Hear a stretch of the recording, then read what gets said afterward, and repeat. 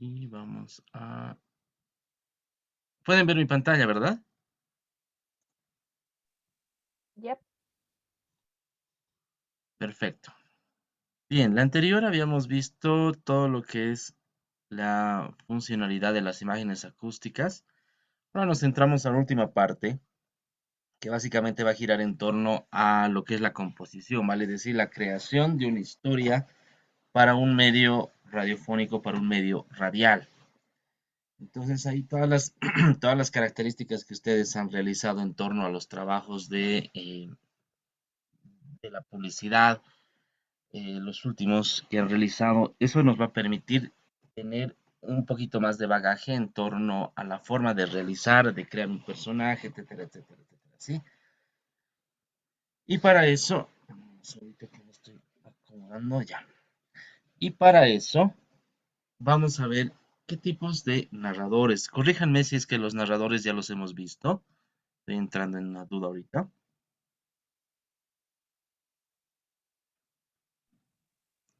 No, solamente nos dijo los tipos de comerciales con el monologado y el de conversación, de diálogo, diré. Dramatizado. Ya, perfecto. Bien, en función del trabajo que vamos a realizar, lo que nosotros vamos a hacer para esta última parte es justamente apelar, ¿se acuerdan del dramatizado? Pues ahora vamos a ya no hacer una publicidad dramatizada, sino lo que vamos a hacer es una historia, vamos a crear una historia. Cual si nos dijeran que hagamos un cortometraje, que les dirán en determinado momento de de su carrera, del aprender obviamente y todas las características del corto. Ahora nos vamos a abocar a lo que es la realización de una historia dramatizada. Podríamos denominarlo un radioteatro o un radiodrama en medio o para el medio radial. ¿Cuáles son las características de este radioteatro? El radioteatro o radiodrama justamente va a girar en torno, y acá estamos grabando muy bien, gira en torno a lo que es el drama. El drama significa acción, ¿sí? Drama significa acción. Por eso hablamos de un radiodrama, de un videodrama, etcétera, etcétera, que tiene que ver con la acción que van a desarrollar los personajes, la acción que van a tener los personajes dentro de la historia. Implica que nosotros podemos crear una historia acorde a las infinitas posibilidades que tenga nuestra imaginación. Desde partir de la historia o del concepto básico de lo que podría ser una historia romántica al estilo de una novela mexicana, podría ser, ¿por qué no? Podríamos trabajar en función de aquello, pero obviamente ya será el grupo, serás tú quien le ponga el estilo, la forma, ¿no? Si nosotros agarramos, a ver, como ejemplo, la televisión, vamos a encontrar un montón de historias, novelas, telenovelas que giran en torno a las mismas historias, básicamente, ¿no? ¿Y por qué hacen si es lo mismo y demás? Bueno, es que cada una va a tener su peculiaridad. Entonces acá no habrá historias, cuando hablamos del radiodrama, el radioteatro, no hay historias que puedan ser malas, ¿no? El detalle está de que tú le vayas poniendo ese estilo y esa particularidad. Entonces, cuando hablamos de estas historias, hablamos de personajes, ¿sí? Los personajes que vamos a tener personajes principales, personajes secundarios y personajes incidentales. ¿Qué implica esto? El personaje principal va a ser aquel personaje que en torno al cual van a girar todos los conflictos de la historia. Ah, entonces tu historia tiene que tener conflictos, claro, de esa parejita de la historia de mexicana que queríamos hacer, cuáles van a ser los conflictos en torno a estos personajes. Entonces ahí vamos inventándonos, vamos creando o recreando problemas para nuestro personaje que es el principal, en torno al cual gira las dificultades y los problemas. Pero de nuestros personajes principales vamos a tener una variante o dos variantes. El personaje protagonista, que es, podríamos decir, la parte positiva de la medalla, el buenito de la historia, como también vamos a tener al personaje antagonista. El protagonista y el antagonista son principales. ¿El antagonista cuál es? Justamente aquel que va a ser una oposición al personaje protagonista, ¿sí? Entonces, eh, solo como ejemplo digo, ¿no? Podría ser el mal. Entonces, el protagonista bueno o el antagonista malo, ¿no? Podría ser al revés. Pero ¿qué implica? De que hay una lucha de fuerzas que se van a ir dando en la historia. Aquel que no tiene y quiere tener. Aquel que tiene y quiere tener más. Va a ser básicamente el punto inicial del conflicto de una historia. Al mismo tiempo vamos a encontrarnos con personajes secundarios. Los personajes secundarios van a ser aquellos que van a ayudar a desarrollar la historia. Ayudan a desarrollar la historia, ayudan a resolver los problemas al personaje o a los personajes principales, ¿sí? Tal cual el nombre dice, son secundarios, entonces no van a tener una participación fundamental, es decir, los conflictos no van a girar en torno a ellos. ¿Por qué? Porque los conflictos giran en torno a los personajes principales. Y por última parte, vamos a tener a los personajes incidentales de un momento, a eso se refiere. Los personajes incidentales van a tener la característica de aportar en un determinado momento de la historia, más su participación no es importante. ¿Y a qué me refiero con que no es importante? Que los problemas, las dificultades de la historia, de la trama como tal, no van a pasar por ellos. Ellos simplemente van a ser personajes que están en determinada situación o en determinada escena para que ésta se complete. Pero básicamente la historia gira en torno a los principales y con la ayuda de los secundarios. Eso como introducción de lo que nosotros vamos a realizar. Ahora, ya sabemos nosotros cómo realizar el libreto, ¿sí? Entonces vamos a girar en torno a esa realización del libreto. Pero ¿cómo desarrollamos nuestra historia? Porque solamente tengo el recurso, evidentemente, de las voces, la actuación de las voces, pero utilizaré los efectos de sonido, que ya sabemos cómo ponerlos, etcétera, etcétera. Utilizaré sin duda el tema de los silencios y la música, ¿no? La música, estas cortinas incidentales que van a permitir que le demos sentido a nuestra historia. Si la historia me dice que eran dos personajes que corrían raudamente, y puedo apoyarme con la música para saber que estos están corriendo y obviamente los efectos de sonido. Pero si estos elementos no me permiten todavía dar a entender la idea de aquello que estamos hablando, pues vamos a utilizar o podemos utilizar lo que algunos ya lo han utilizado en el uso de sus publicidades, es el narrador. El narrador va a ser aquel sujeto que va a ayudar a entender el desarrollo de la historia. Entonces, justamente, si nosotros solo escuchamos el efecto de sonido o la música de personas que están corriendo, de repente no tengamos la imagen completa, el panorama completo de qué es lo que está sucediendo en la historia. Entonces es el narrador aquel que va a complementar, que va a aclarar qué está pasando en esa imagen, en esa escena. Porque recordarán que solo tenemos el recurso del oído para poder escuchar esto. Y obviamente a través de este recurso, a través del oído, podemos nosotros imaginarnos ya lo que hemos visto en las imágenes acústicas. La idea es que las personas se imaginen adecuadamente todo aquello que estamos proponiendo. Esa es la idea, para que nuestra historia sea atractiva, sea más llamativa. Y eso es la parte complicada. La realización no nos va a costar mucho, pero sí la parte de la creación, la idea básica y fundamental es aquella que nos va a generar de repente algún tipo de dificultad en el sentido de que sea adecuada, que sea buena, entendida por nuestros receptores. Vamos a tener tipos de narradores, ¿sí? Tipos de narradores que vamos a utilizar dentro de nuestra historia. El narrador convencional va a ser el narrador clásico, el narrador típico que nosotros hemos escuchado en algún momento, si es que hemos escuchado. ¿Cuál es la característica de este narrador? Es aquel que justamente, el narrador convencional, perdón, narrador convencional, porque básicamente él va a ser quien va a aclarar absolutamente todo lo que sucede en la historia. Es aquel que va a ponernos en lugar de tiempo, en lugar de espacio, en la historia.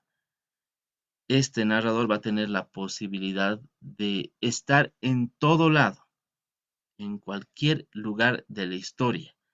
Vale decir, si un rato nos indica que está en la mañana él despertó, etcétera, etcétera, en su relato, la acción, y después este podrá volver a aparecer en, en una aclaración, en su diálogo, en la tarde o en la noche o en un día siguiente. O sea, él puede estar donde sea.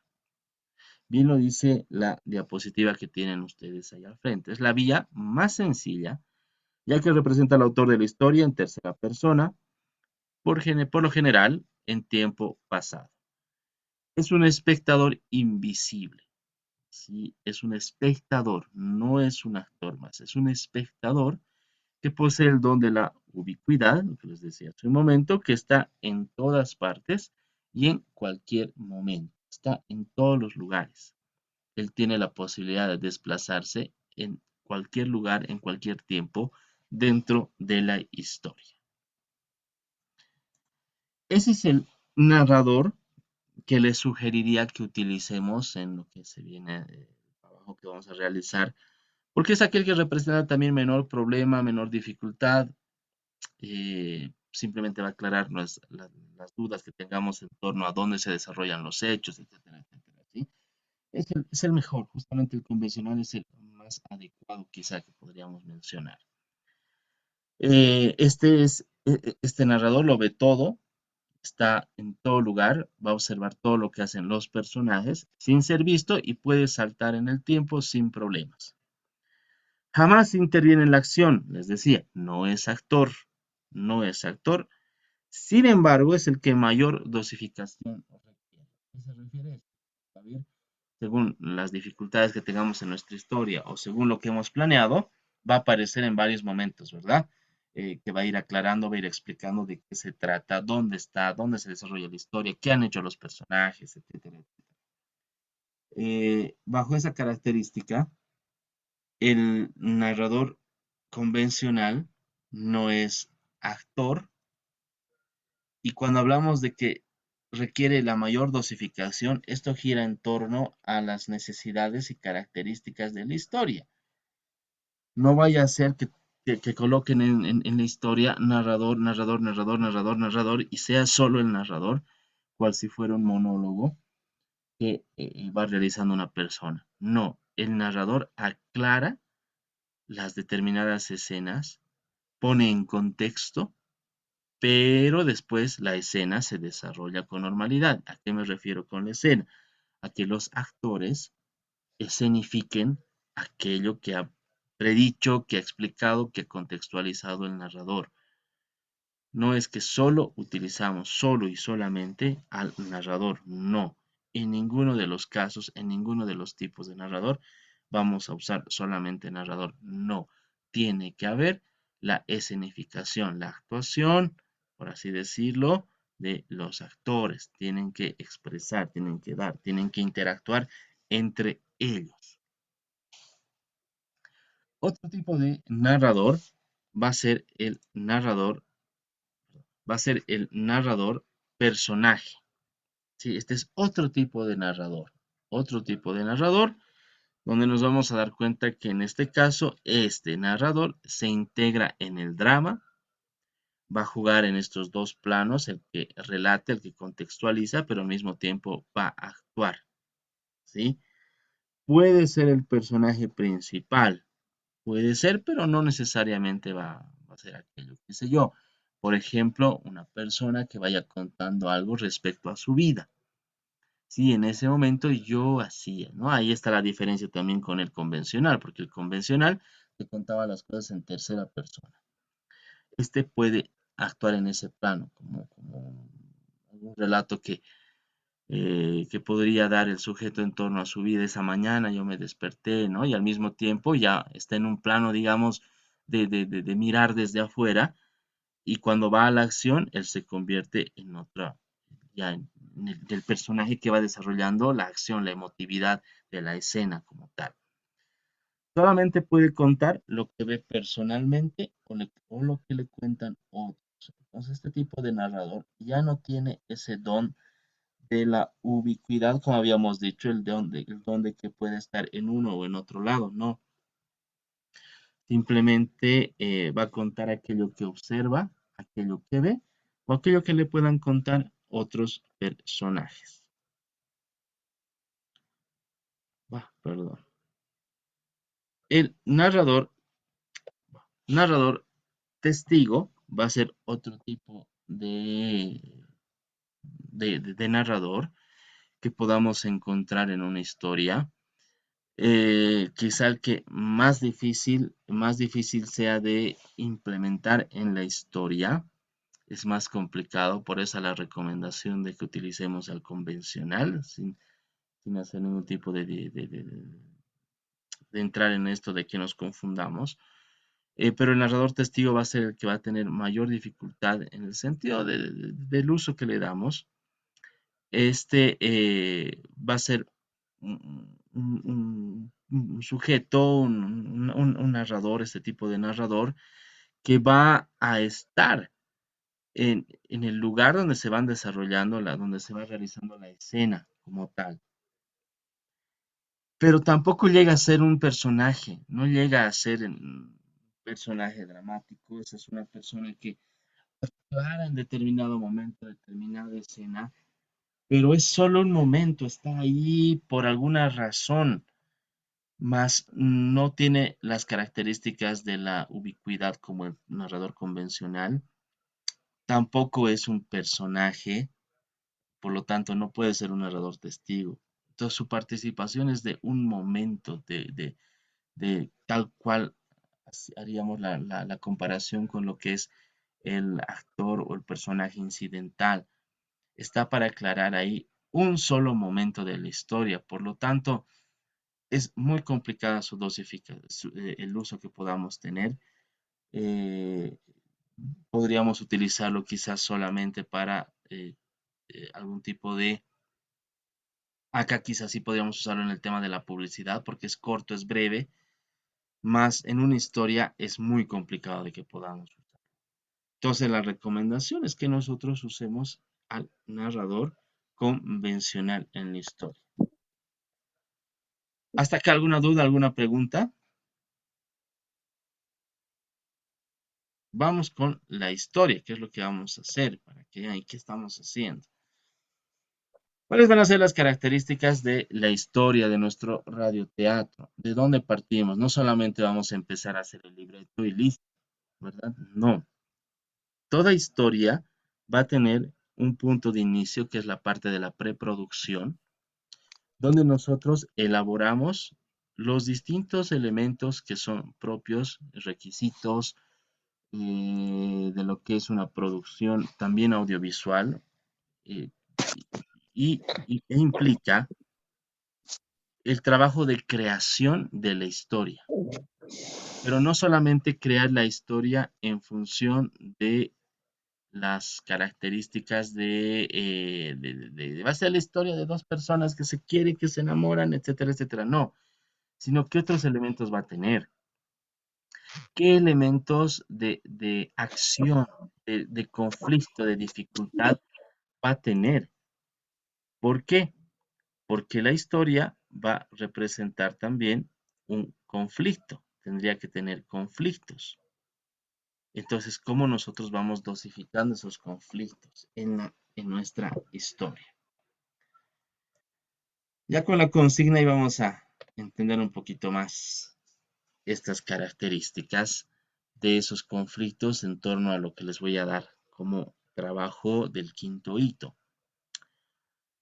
El primer punto que nosotros vamos a tener al momento de crear nuestra historia, es decir, ustedes se reunirán, hablarán como grupo y dirán, oye, ¿de qué hacemos nuestra historia? Bueno, en función de las ideas que puedan surgir, vamos completando la parte teórica, la parte de preproducción de nuestra historia, que es muy importante. El primer punto de todo aquello es la premisa. ¿Y qué es la premisa? Sí, justamente va a ser el punto de partida. El punto de partida de nuestra historia, el punto básico elemental de nuestra historia. ¿Cómo hacemos esta premisa? Parte de la experiencia del público. Entonces, eso ya es quizá innecesario mencionar, pero lo hacemos. ¿A qué nos referimos cuando hablamos de la experiencia del público? Hablamos de cosas, experiencias, características, situaciones X y determinadas que la gente conoce, que la gente ha visto, ¿sí? Que la gente ha tenido la opción de estar en ese, de tener conocimiento de aquello, ¿sí? Por eso hablamos de la experiencia del público, de su vida cotidiana, del imaginario colectivo, de sus problemas y virtudes. ¿Cómo resumimos esto? Resumimos en la frase, ¿qué pasaría si? ¿Qué pasaría si? ¿Ya? Entonces, ¿qué pasaría si una pareja, estoy inventando, ejemplo bobo, se enamora, sin embargo, una de ellas se enferma de una dolencia fatal, ¿no? Podría ser, eh, utilizo este ejemplito, a ver, en un plano audiovisual, en un plano de películas, ¿cuál sería la premisa de Spider-Man, por ejemplo? ¿Y cuál sería su qué pasaría si? ¿Quién me lo puede decir? ¿Qué pasaría si?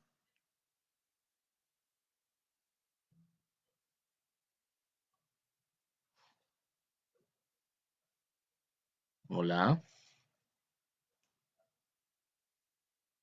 Sí, Fernanda, te escucho, por favor. Sería, ¿qué pasaría si a un hombre le muerde una araña y adquiere poderes superhumanos? Tal Exacto, vez. exacto, es eso, exacto, exacto. No solo qué pasaría si le muerde una araña, no. Y adquiere un poder sobrenatural, sobrehumano. Es así, así tal cual lo has plasmado, gracias. Entonces, toda nuestra carpeta de producción va a girar en torno a este punto elemental, que pasaría así, ¿sí? Los demás elementos van a complementar a esta premisa, van a complementar a la premisa. Entonces acá la idea es justamente, tal cual lo decía Fernanda, despertar también la curiosidad, ¿no? Despertar el hecho de, oye, ¿y qué tiene que ver eso que una araña y demás? Y obviamente ya lo irás complementando tu idea y todo aquello con los demás puntos que vamos a observar justamente hoy también, ¿sí? Despierta el interés, despierta la curiosidad. El segundo punto que nosotros vamos a trabajar, la idea central. Entonces el primero que tú tienes que realizar con tu grupo es la premisa. ¿Qué pasaría si? Etcétera, etcétera, etcétera. El segundo punto es la idea central, ¿sí? ¿De qué trata? ¿De qué trata tu idea central? Cuando hablamos de la idea central, hablamos de... Perdón, sigo ingresando. Debe plantear esta idea central, diseñar el personaje principal, ya más o menos es la historia de eh, Tito, etcétera, etcétera. La motivación y el conflicto central que va a presentar. Em, y lo que les decía hace un momento, ¿no? Las características de los personajes que quieren tener algo, que no tienen y quieren tener algo, y aquellos que tienen, que van a querer tener más. Entonces,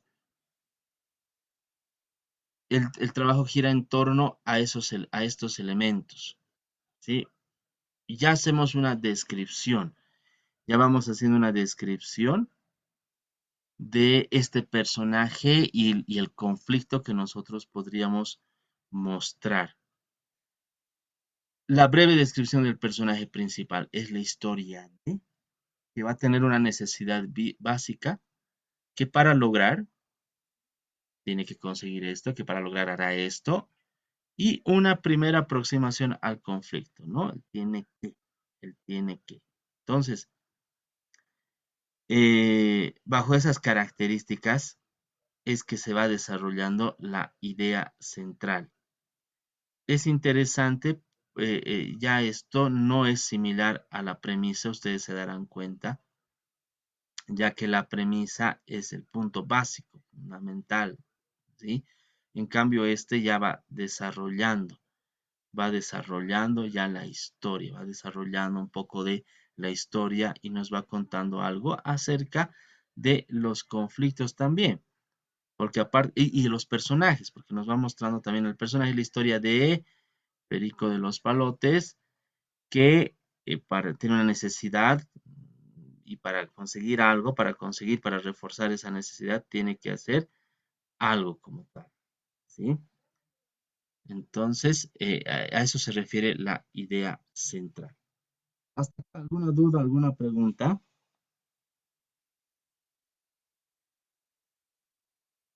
¿Dudas, preguntas? Nada, creo que está claro entonces. Tercer punto, la sinopsis. La sinopsis, cual en algún momento hemos entendido, es un pequeño resumen, por así decirlo, de nuestra historia. Esta sinopsis va a ser quizá el único elemento que en algún momento vamos a mostrarlo al público, porque todo lo que vamos a hacer ahora, desde la premisa a la idea central, nosotros lo hacemos para ordenar nuestro trabajo, más estos detalles la gente no lo va a observar y no lo va a ver, solo es para nosotros. Pero la sinopsis quizá va a ser el punto en el cual sí vamos a poder, quizá en algún momento nuestros receptores, nuestro público va a poder verlo. ¿Por qué? Porque va a tener la característica de llamar, de incitar a la curiosidad de nuestra historia, ¿sí? Enseguida se dan cuenta por qué. La idea central se desarrolla de manera más detallada, entonces ya vas aclarando más detalles de nuestra idea central, ya no solamente en las frasecitas es la historia de que para conseguir esto tiene que, no, ya no, vas ampliando esto. Esta sinopsis puede abarcar 2 o 3 párrafos y no va a contener el detalle del final. Ahí entenderás por qué la gente puede llamarse o verse incitada con esta historia. No va a contener el detalle del final. La idea es mostrarle un poco, hacerle ver de qué trata la historia, pero no le cuentas el final. Entonces, por eso es que esta es la parte que quizá la gente pueda tener acceso. Al no contarle al final, estás buscando llamar su atención, llamar la atención, hacer la historia de, ¿no? Y va a ser esto, va a ser el otro, pero no le das el final. Y eso es una invitación directa o indirecta a que esta persona pueda escuchar tu historia en completo, ¿sí? No le comentas eso, no le dices eso. Acá pueden aparecer y van a aparecer de por sí reflejadas las emociones, ¿sí? Las emociones, ¿sí? Es la madre triste, la madre desconsolada, la pareja, como les decía, sumamente enamorada, sumamente triste, desesperadas, depresivos, qué sé yo, cualquier tipo de elementos que gira en torno a cómo se sienten los personajes, qué es lo que sienten ellos. Básicamente en la sinopsis vamos a tratar estos detalles, las emociones, ¿sí? Como bien dice, no detallamos las acciones. ¿Qué serían las acciones? La acción sería el personaje hace esto, realiza esto. No, simplemente emociones. Y como tenemos un poco margen de comentar y decir algo, pues es que nos extendemos en esos em, dos, tres párrafos que nosotros tenemos, ¿sí? Debe reflejarse en términos muy generales, evidentemente contamos en grandes rasgos, a grandes rasgos contamos la historia, la estructura dramática de sus diferentes etapas, así como los conflictos secundarios en el caso de que existan, ¿sí? ¿A qué se refiere esto? A que nosotros vamos a ir contando los detalles, ¿no? De la historia en función de los conflictos, los conflictos. ¿Por qué? Porque desarrollamos más lo que es nuestra idea central, ¿sí? La idea central va a desarrollarse un poco más, por lo tanto, contamos los conflictos también. Vamos al siguiente. Bueno, este es un ejemplo de una sinopsis, ¿sí? Basada en hechos reales, 127 horas, cuenta la extraordinaria aventura de un alpinista de 26 años, Aaron Raston, que logró sobrevivir tras golpearse contra las rocas, herirse un brazo y quedar atrapado. Ya está mostrando parte del conflicto como tal. Al mismo tiempo, a lo largo de la jornada, Raston recuerda a sus amigos, bla, bla, bla, bla. Durante los 5 días siguientes, lucha contra los elementos y contra sus propios demonios para descubrir finalmente si cuenta con el valor y los medios suficientes para conseguir salir de allá como sea. ¿Sale o no sale? No sabemos todavía. No vamos a saber.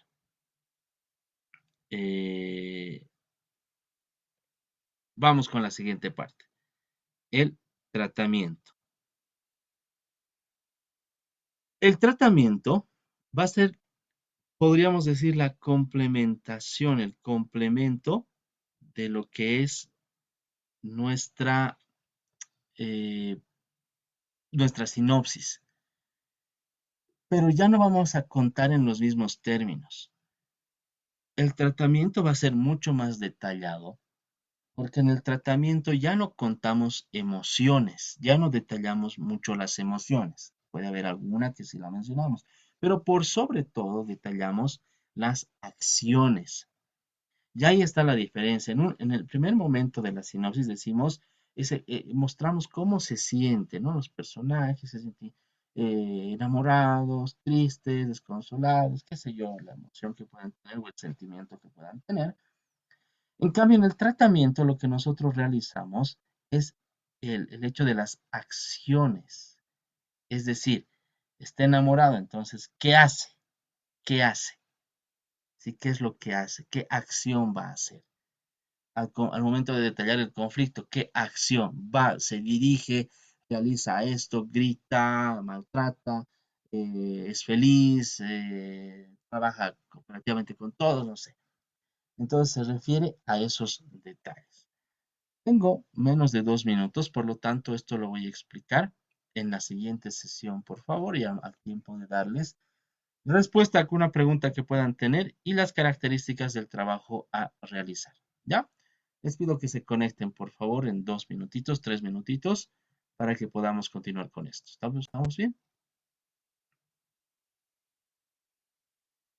Ya, Nos está espero listo. entonces, por favor. Gracias.